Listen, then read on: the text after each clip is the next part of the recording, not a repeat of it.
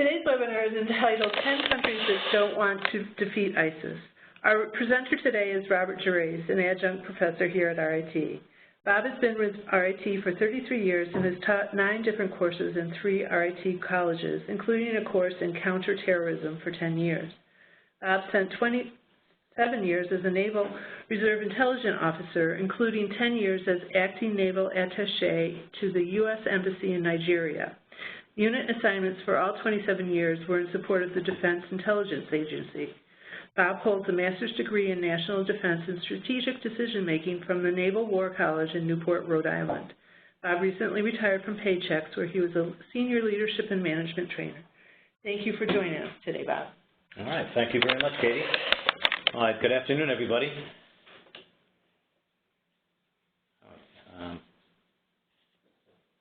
What happened?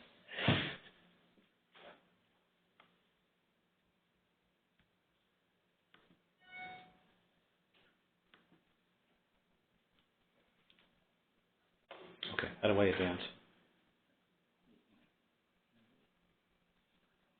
Okay.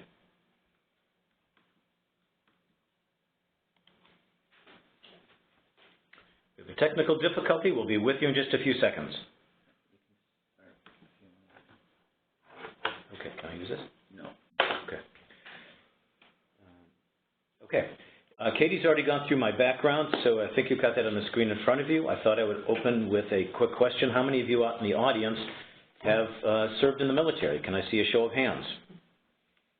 Okay, thank you very much.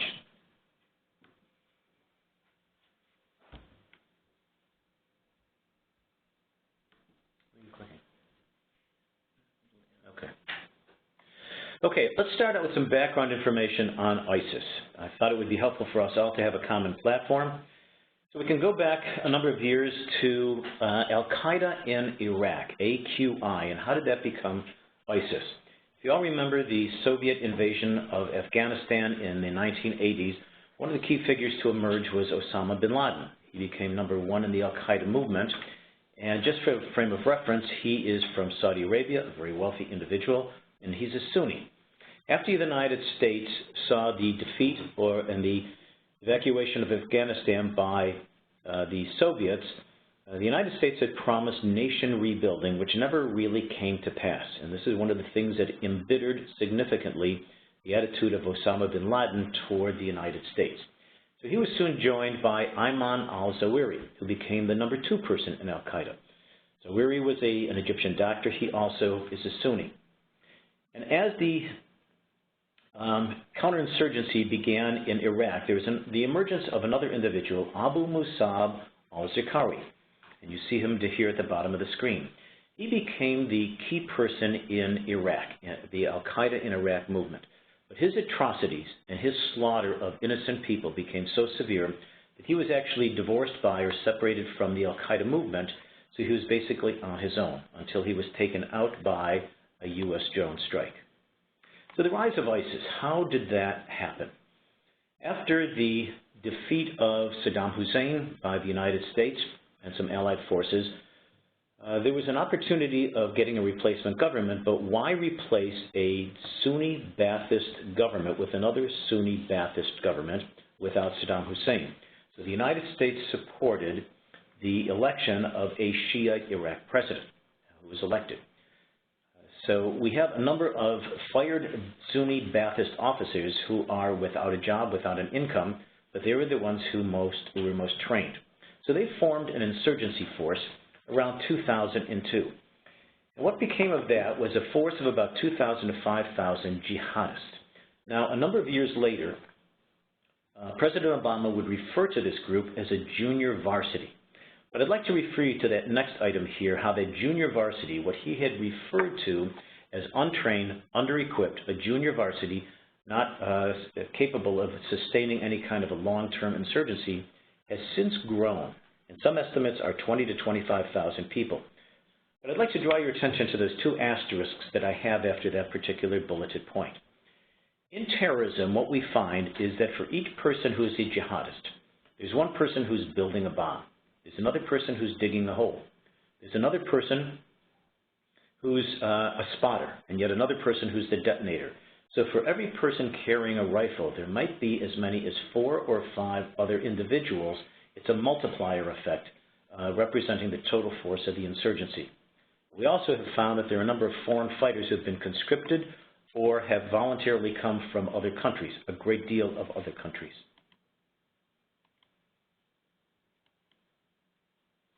Okay, so what was the United States' role in the evolution of the destabilization in the Middle East?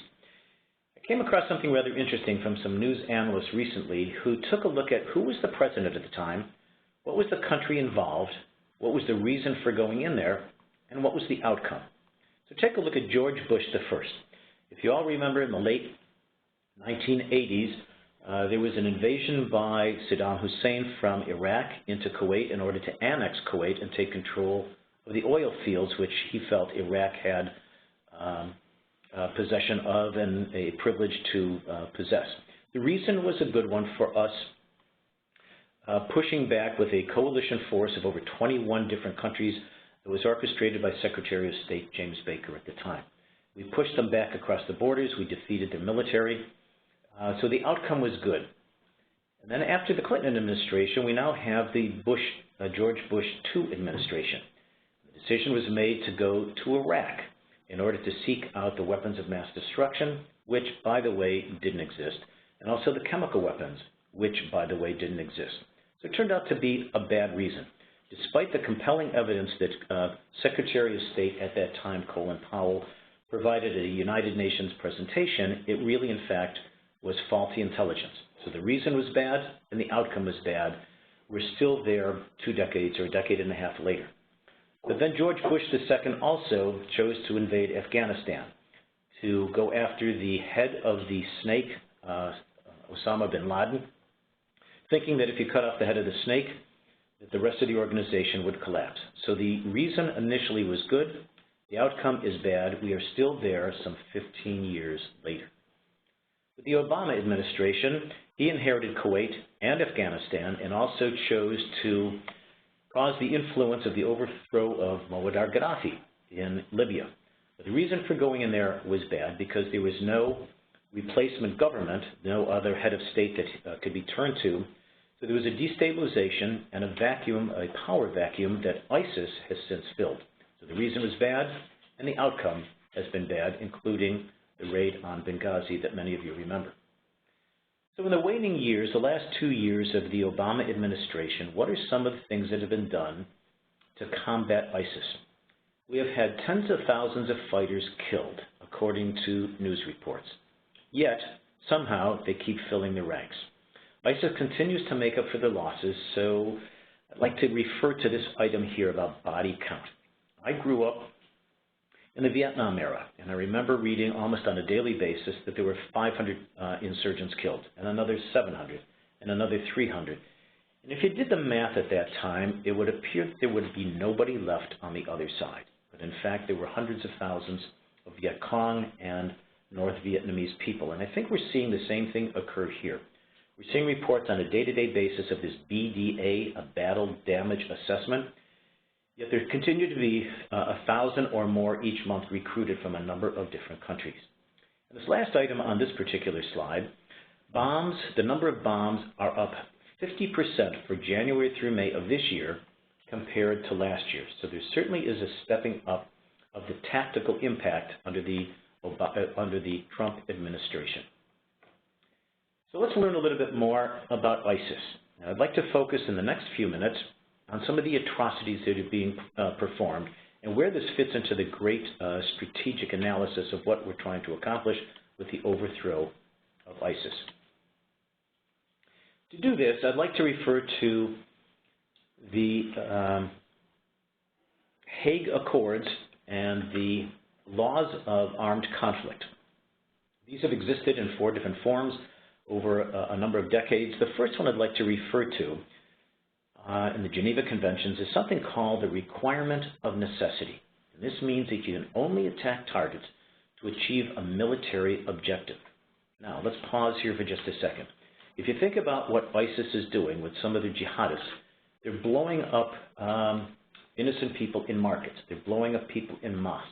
They're killing people on school buses. All right, let's take that and combine that with the next one, the requirement of distinction.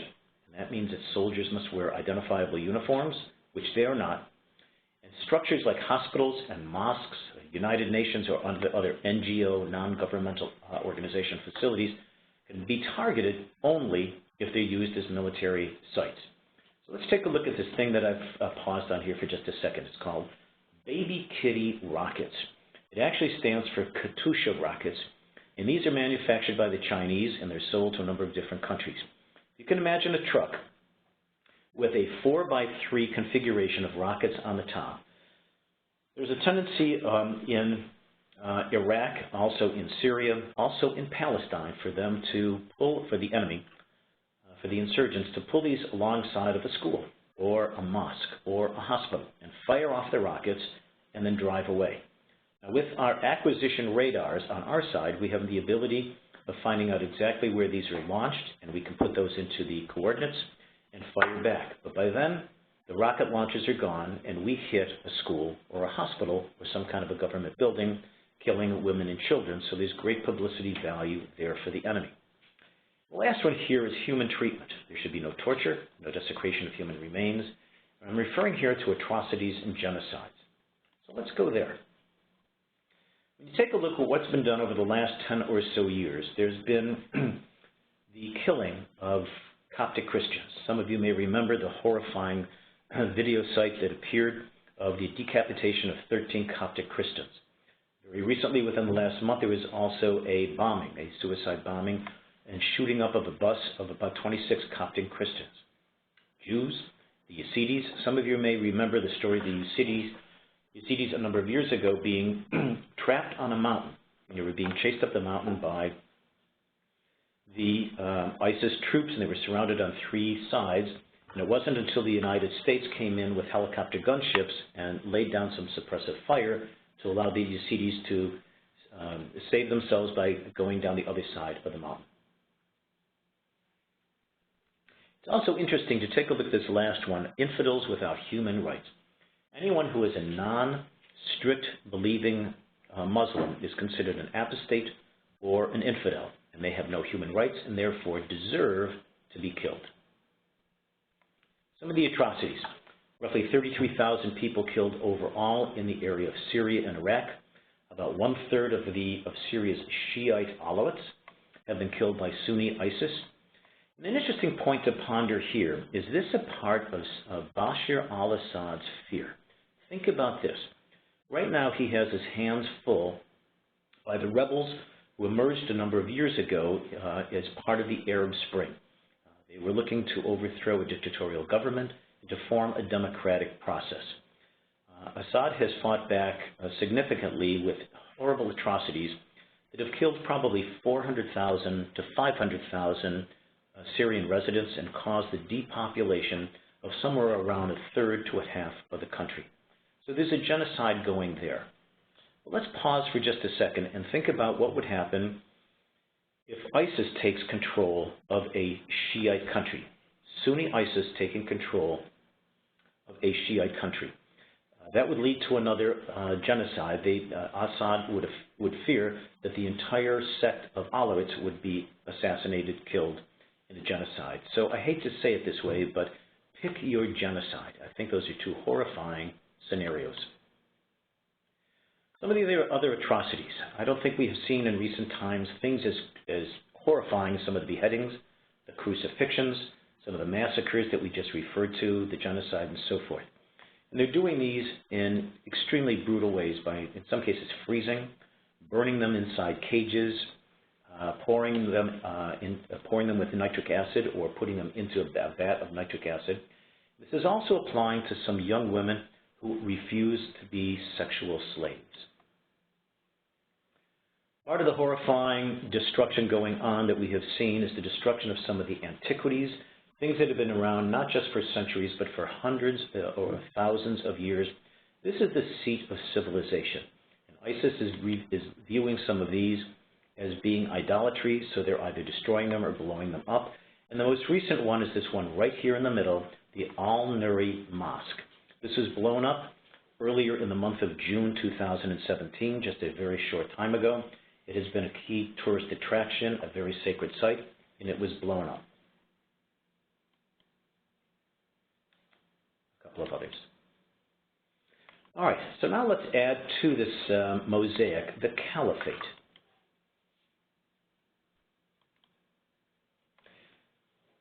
What is being done right now is an attempt to reestablish a caliphate.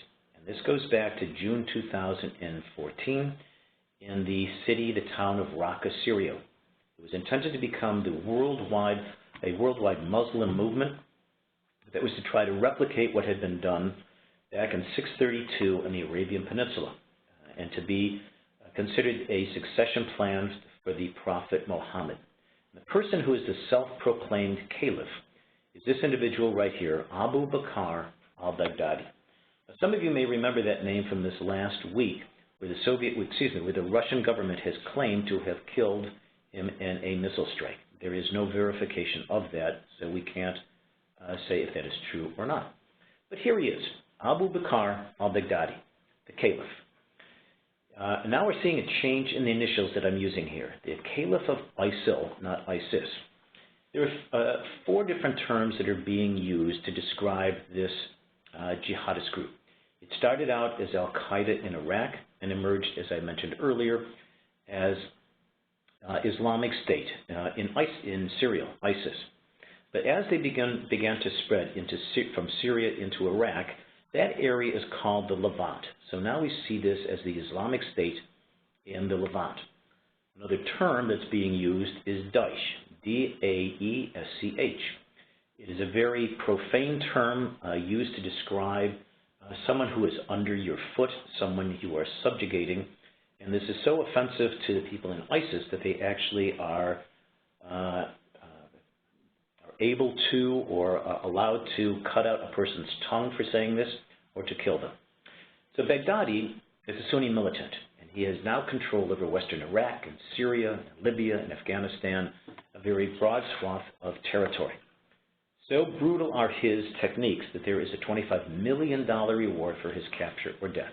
And once again, we don't know if the Russians have taken him out or not. But an interesting point here is that the financing is coming from Saudi Arabia and Qatar. And if you'll notice, they are both Sunni countries. And these are our allies. These are the countries that Donald Trump visited recently, that President Obama had pledged his loyalty and security to. So why would we be befriending and supporting countries that are supporting terrorists? Well, we'll dig deeper into that. But first, I'd like to talk about what it's like to live under Sharia law. It's a very complex thing. I'd like to touch on just a couple of highlights. Sharia law for the Muslims supersedes democratic law. And I'd like to pause for just a second to talk about what this means in terms of an impact on the European Union countries. There is a demographic theory that there is a critical number of children necessary to continue a culture or civilization. And that number of children is 2.1. But what we're seeing in some countries, such as Germany, Austria, Spain, Italy, Greece, UK, is that those countries have gone below the 2.1 to numbers like 1.9 down to 1.5 children per family. So that means within one generation, it's not going to be possible to continue their culture or their civilization. So what do they do to find replacement people? Let's pause for just a second. Over the last couple of years, what we've seen is the open door of Germany and Angela Merkel welcoming more than the lion's share of immigrants coming in from the Middle East. So one can take a look at that and say this is a wonderful humanitarian thing on behalf of the Germans. But then another layer of this is to think that the German population is aging, and they have a very rich pension system. So who's going to be paying for the pensions of these aging individuals? They need to bring in individuals, younger people, to get jobs, to pay taxes, and so forth, to pay for the pension system in those countries. And I think we're seeing that not only in Germany, but certainly in Italy and certainly in Greece as well. So another aspect of living under Sharia law, let's take a look at Boko Haram and their existence in northeast Nigeria. Some of the people there are so terrified of the 10,000 plus people who have been killed so far by Boko Haram that they're now saying, look, if the government can't defend us, we will accept, Boko Haram will accept Sharia law as long as it keeps us safe and the killing stops. So where are these people coming from? There is radicalization literally on a worldwide basis. It's certainly being done on university campuses where there are some individuals who are idealists thinking this is a total destabilization of their native countries in the Middle East. It's being done in mosques by imams. It's being done in prisons. But we're also seeing a phenomenon that we have never seen before, and that is a huge radicalization using social media. We find that some of the people who are attracted to this are right here. They're disenfranchised, where they've gone to a new country and they're not assimilated. They're either underemployed or unemployed. They have been exploited for whatever reason. They've been compromised in terms of their social values or religious values. Once again, the social media. But one of the things to consider here is the feeling that I'm seeing my Muslim brothers and sisters and children killed. I need to do something. I need to stand up against the impact of the coalition countries and their impact on the Middle East.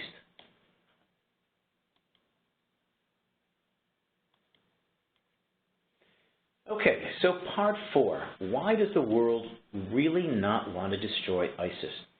After we've spent the last 20 or so minutes talking about the atrocities, talking about the destruction of the world antiquities, the horrible things that are being done, why would there be reluctance?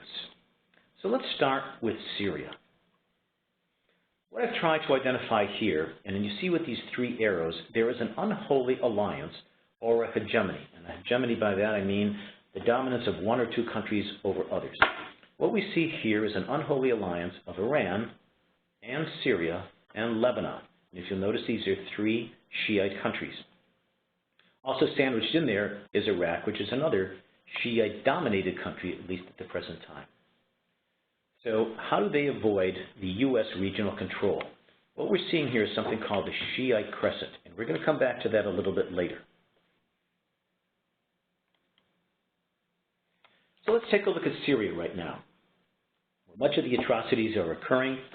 Here's a colorized map, which I think is rather interesting to take a look at. First of all, Bashar al-Assad, a second generation, is running that country almost like a family business. So we see success of ISIS compared to the cost of the Syrian rebel groups. He's got 2 things on his hands. So let's take a look at who is where to try to figure out where there is the greater threat. First of all, this red area, and right to the left of that would be the Mediterranean Sea, a very strategic area. We see the Syrian government having control over that particular area. So the next one we'll take a look at is ISIS, which has a small pocket here, which for the most part has been overcome. But let's take a look at this northeast region here with Aleppo, and only recently was Aleppo liberated, but we still have Raqqa. And if you remember a few slides back, Raqqa was the seat or the head of the caliphate for ISIS and Abu Bakr al-Baghdadi. It has a thin stripe across here where they maintain the majority of their control. So the next one we'll take a look at is this yellow area here, which is controlled by the Kurds. The Kurds are an ethnic group based primarily in Turkey, but they now are controlling a large portion of Syria. And frankly, they're doing the majority of the fighting. So why do they not want to defeat ISIS? We'll come back to that in a short time. And the majority of this area right here is controlled by the rebels. This is largely a fairly open, desolate area, depopulated. So going back to what we referred to as the 2 scenarios facing Assad, Bashar al-Assad, which genocide scenario is going to occur? Which is he fearing the most? So ISIS in Syria, we can quickly talk about where they're getting some of their money, primarily through the capture of some oil refineries, and they're selling this on the black market. They're selling some antiquities. They're also taxing some of the people in the areas that they control. How are they doing that? What's their armament? They have some pretty sophisticated things in terms of GPS howitzers, which have a 20-mile radius.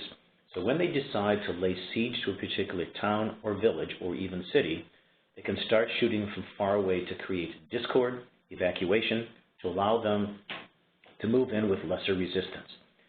Then they have a whole bunch of Humvees. Most of these are from the United States. Most of them came from Iraq, where the Iraqi army, when attacked by the ISIS troops, literally dropped their weapons. They evacuated or abandoned their Humvees. They even evacuated some tanks, and they ran for their lives. But what I do want to draw to your attention is this right here, thousands of Toyota trucks.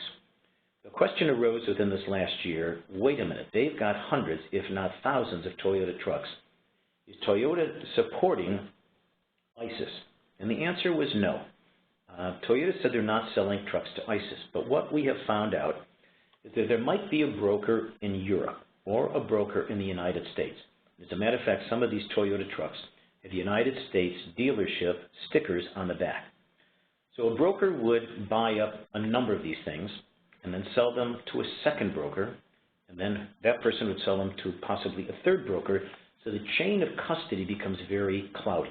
Who got them initially, and how did they end up in ISIS's hands? But what I want to do for a moment is pause and ask you, how many of you have seen some satellite imagery on the evening news? Something that was taken from probably 30 to 60,000 feet in the air, and you can see somebody getting out of a car. You can see somebody exchanging a package with somebody else, someone going into a tent or a house. So we do have the technology to identify what's going on the ground within about a 3-meter space. How then can you not identify where there might be 10 or 50 or 100 Toyota trucks with 50 caliber machine guns mounted on the back and not be able to take those out? Where is the resistance? Where is the hesitation? Some of the other things they have are machine guns, even tanks that were abandoned by the Iraqi forces, a fear of some uranium compound that might end up in terrorist hands, also some chemical weapons. So let's go down the home stretch here. We're very much on schedule. We'll talk about 10 countries who have conflicting interests, who may not really want to defeat ISIS for whatever reasons.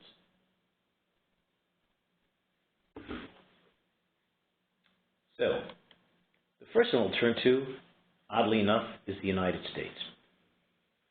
Back in 2011 and 2012, President Obama said that if Bashar al-Assad used any chemical weapons, that would be a game changer with severe consequences. And then it came to a point in 2013 when, in fact, they did use chemical weapons, chlorine as well as nerve gas, VX, on their own innocent citizens.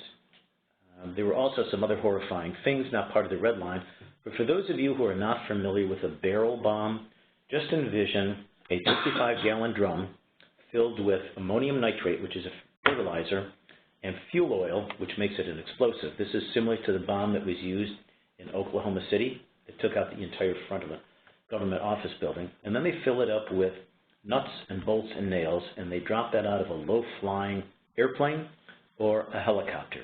The devastation is significant, but the devastation is usually women and children and innocent civilians.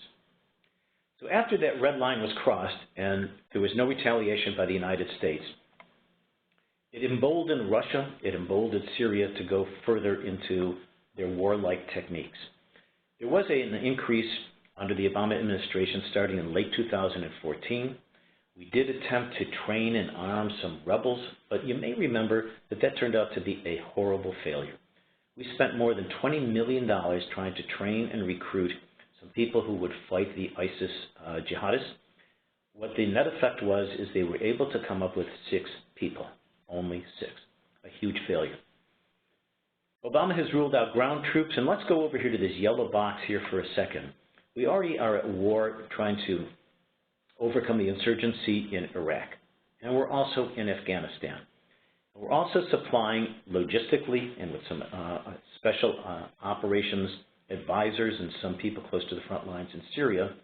We also have the emerging threat of North Korea. So to start a 4th active war would be stretching our forces too thin. And who knew about that? Well, Russia has recognized this, especially with the red line being crossed and now challenged. Enter Russia in 2016, barely 1 year ago. Russia said that they were going to broker a peace agreement with ISIS in Syria and end the civil war, and they were also going to try to wipe out the terrorists. We interpreted the terrorists as ISIS. Russia interpreted that as the Peshmerga, who were part of the Kurds, who are the hated enemies of the Turks. So let's see who else is hesitant or doesn't want to defeat ISIS. Let's take a comparison right here of the 8 years of the Obama administration. Many of you, and certainly I, were aware of some of the debates going on in the second term of President Obama. The Armed Forces Committee and many others on Capitol Hill were shouting for a strategy for the Middle East. And I remember one very impassioned presentation saying, Mr. President, the absence of tactics does not constitute a strategy. And what the Obama strategy was called strategic patience. So we wanted to try to negotiate our way out in a diplomatic way, and that clearly did not work. So now into the first few months of the Trump administration, he has turned the war fighting over to the generals. So now we have some attacks and bombings and so forth going on. We have tactics without a strategy for the Middle East, which seems to be kind of a contradiction. But part of the reason for that I can highlight right here is that there is still an absence of scores, if not hundreds, of positions in the State Department, that there really are few, if any, people capable of articulating a Middle East policy.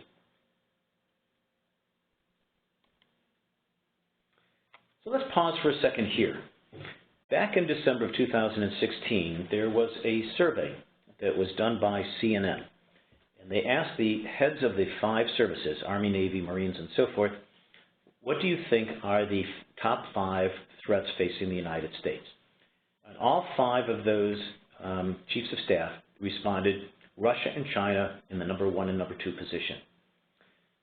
All 5 of them identified these other 3, not necessarily in this order, but all of them thought that North Korea, ISIS, and Iran were part of these top 5. It's interesting that we're not really in a fighting war with Russia, perhaps a proxy war, but not directly with China, not North Korea, not yet, not Iran, not yet, but ISIS is the one right now we are technically really battling on a daily basis.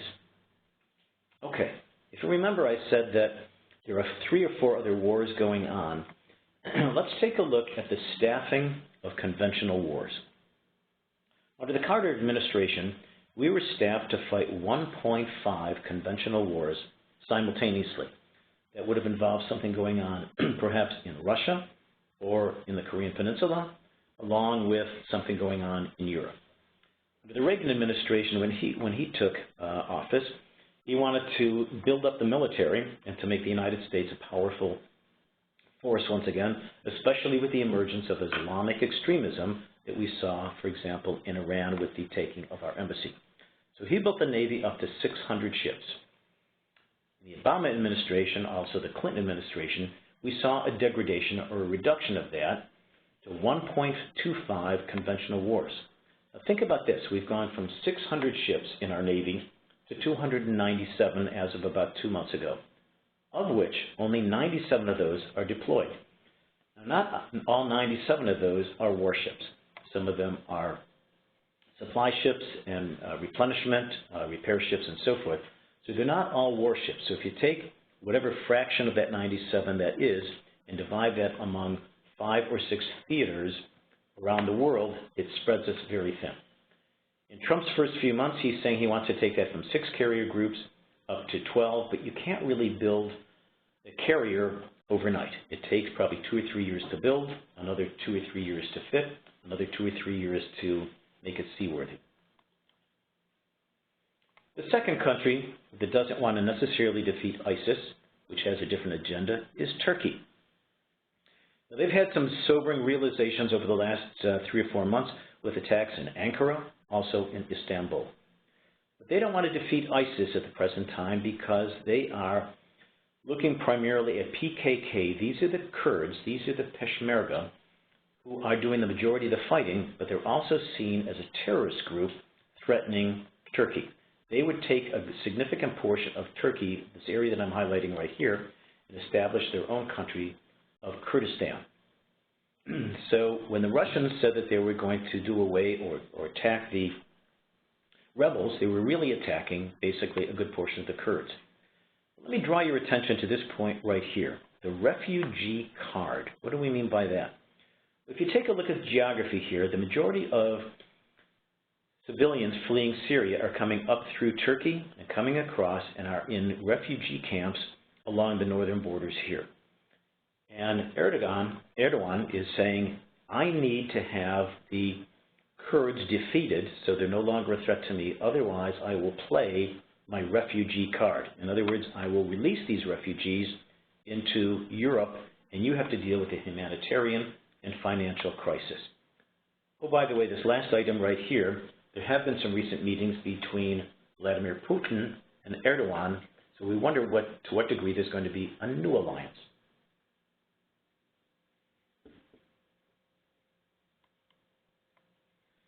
Okay, we've talked about the Kurds a couple of times. Here's the area that they currently occupy as an ethnic group. They cross over from Turkey into Syria, also a portion of Iraq, and slightly into Iran. These have been the main fighters in Syria against ISIS. So the title of this presentation is 10 countries or 10 groups that don't want to defeat ISIS, and they in fact are doing the majority of the fighting. The net result, hopefully, will be independence from Turkey at some point in time. But take a look at this. One of the reasons why there is reluctance is the United States is reluctant to give them the weapons that they need in order to make a significant change in the balance of the battlefield. So they're fighting with rifles and some small arms. Only recently, within the last 2 weeks, has the United States considered giving them more sophisticated weaponry. But our reluctance over the last 2 or 3 years is that will these weapons end up in terrorist organizations in and around the area, much like some of the weapons did when the Iraqis abandoned their weapons in the battlefield. Number 4, let's turn to Russia. If you take a look here, here is the Black Sea, and this is where the majority of the Russian fleet is located. But in order for them to get out of here, they have to come through Turkey and Istanbul, through the straits here in order to get out into the major bodies of water. What they're looking for is the preservation of a warm water port that they have in Syria. So there really is a strategic interest in supporting Syria along with Iran and Libya in the hegemony there. So are we seeing an interesting proxy war between Russia supporting the Shiite crescent that we talked about before versus all of the NATO forces here with a huge number of rockets and missiles pointed toward Russia? Iran. Iran has been a non-player for recent years. It's a Shiite Muslim country. A deadly enemy is the Sunnis, the ISIS Sunnis. Once again, they have the alliance with Syria and Lebanon. They're more interested in the threat from Saudi Arabia, which is a Sunni country, which is supporting ISIS financially, Saudi Arabia and Qatar. But take a look at the strategic importance here of the oil getting out of Iraq and of Kuwait also. But take a look at the Persian Gulf and then the Straits of Hormuz. And by the way, that's only 21 miles wide, so it really is a choke point, and then going into the Gulf of Oman and then into world ports. Iran has a nuclear threat capability, although it's on hold at the present time.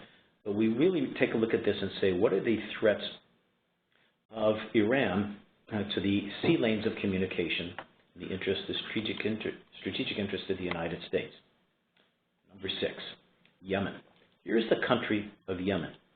And if you take a look at this red area, this is the control by the government. If you take a look at this green area, this is the control of ISIS. ISIS is a Sunni group. They have been staging civil wars or unrest targeting the Houthis and the Shiite mosques. Right now we have a government that has no organization. There's no organized government here. So it's another hotbed of terrorist activity. And Yemen is able to contribute nothing to the defeat of ISIS, despite the fact that it occupies more than a third of the country.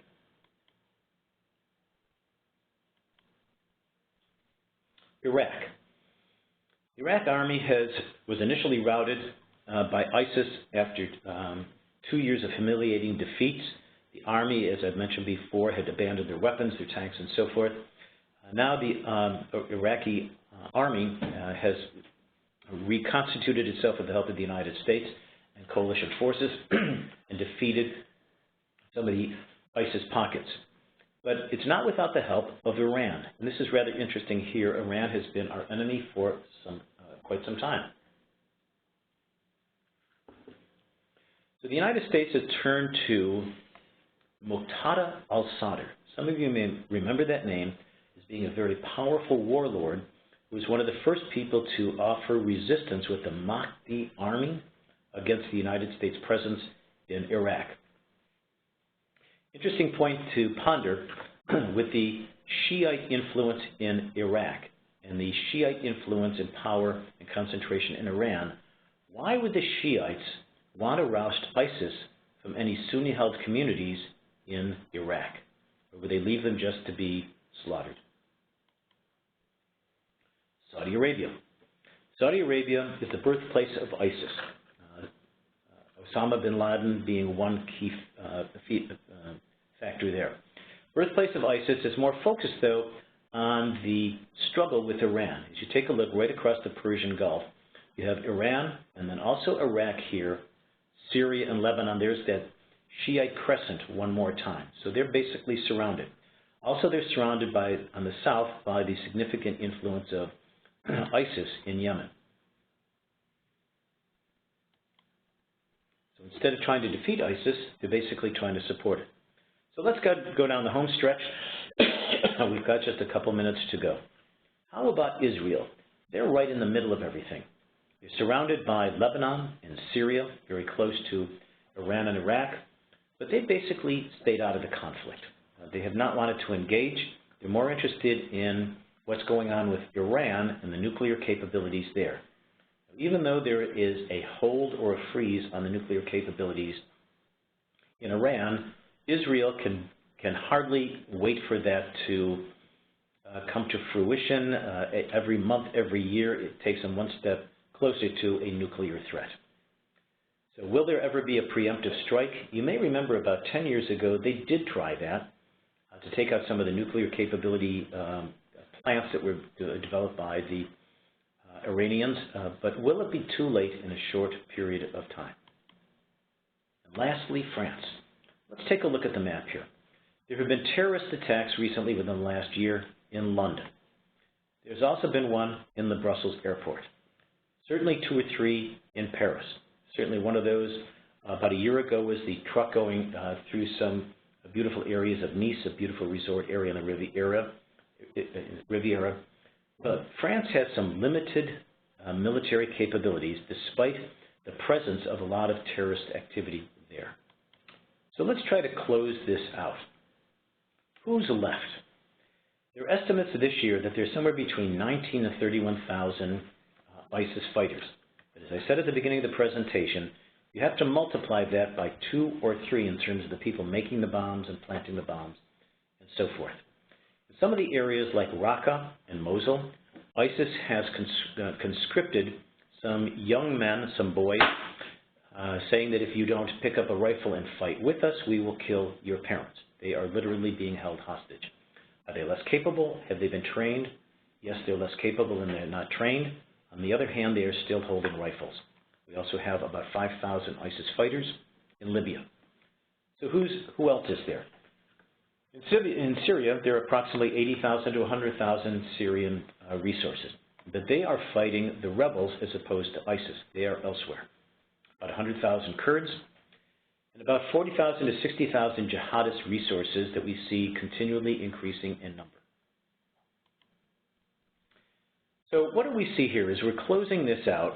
If we go up to about 30,000 feet and look down, what exactly is going on with ISIS and with Syria?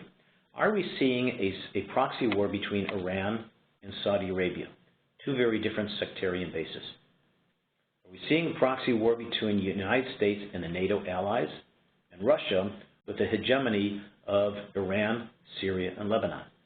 Or are we seeing a religious conflict between the Sunnis, who occupy roughly 80% of the Muslim population, and the Shias in that area? Interesting points to ponder. So let me close out with a couple more slides. Here in Rochester, we had a speaker recently at the World Affairs Council. His name is Dominic Tierney. He has written a book that I strongly recommend to all of you. It's called The Right Way to Lose a War. In the past, for example, World War I and World War II, we had a surge of forces. Let me go back for a second. Since World War II, we have not won a war. We had a stalemate with Korea, with Vietnam, certainly. As you remember, it took us 2 years to come to a decision on the size and shape of the negotiation table in Paris. We certainly haven't succeeded in Iraq, Afghanistan, or Syria. But what we've been doing there in the past has been surging, and then we withdraw thinking we have a military victory, and then we try to negotiate.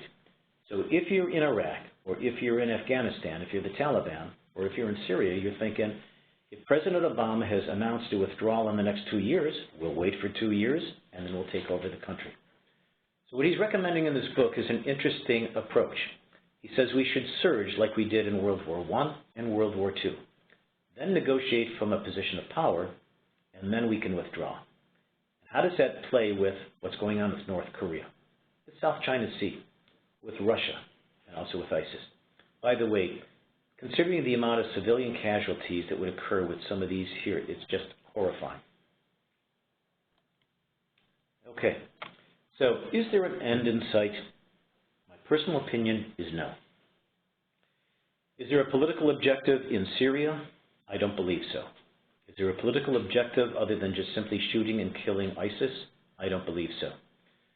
Mosul has been liberated in Iraq. They still have not liberated Raqqa in Syria, but that may take not weeks, it'll take months, if not years.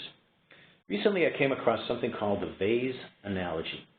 And if you picture ISIS as a vase, if you break the vase, you get a bunch of pieces or fragments. And look at these other fragments. There's a fragment in Syria, Iran, Iraq, Libya, Egypt, Yemen, Somalia, Kenya, Nigeria, and all the way around to West Africa to Cameroon. So are we really defeating ISIS? No, it's just spreading its tentacles to the Philippines, to Indonesia, to London, and so forth.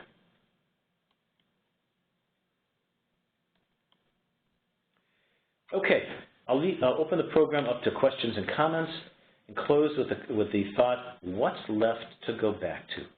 We went there to try to liberate these countries, to try to create democracy, and if you just take a look at these two pictures here of what's left, not a whole lot.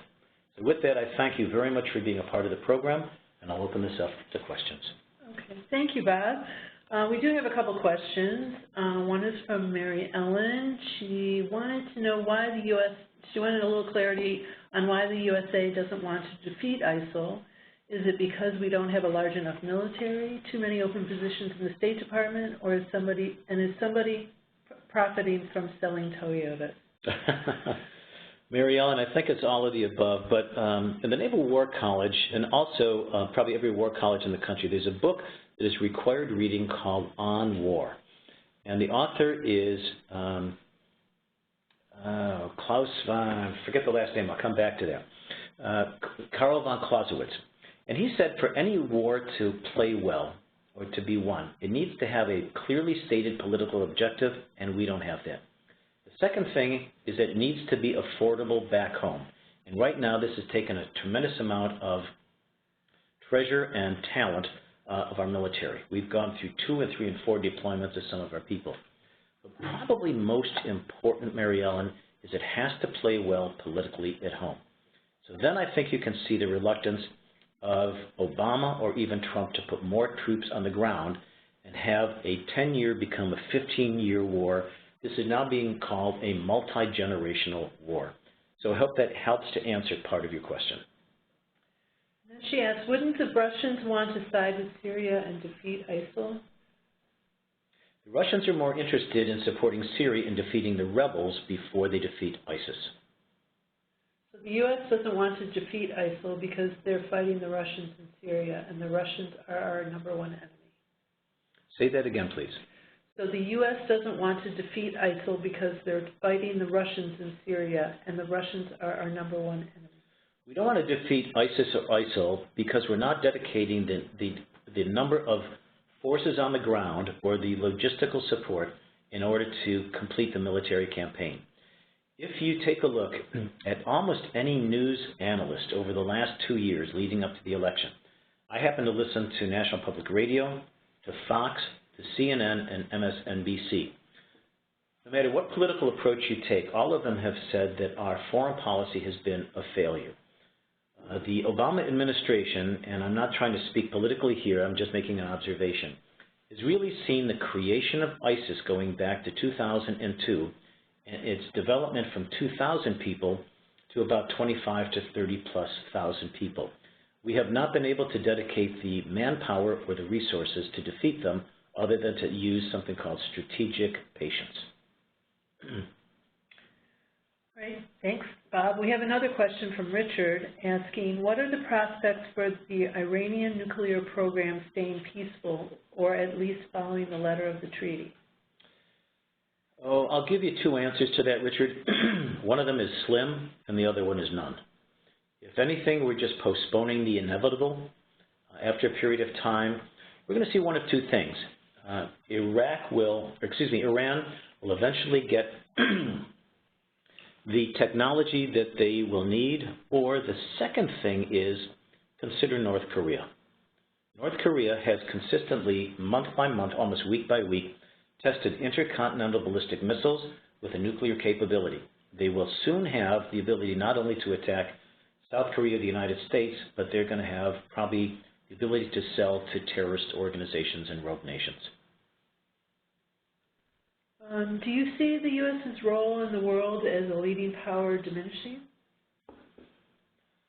I think it's being challenged right now. I think President Trump is doing exactly what he said he was going to do when he was campaigning. He wants to make America great, and he wants to protect American interests first.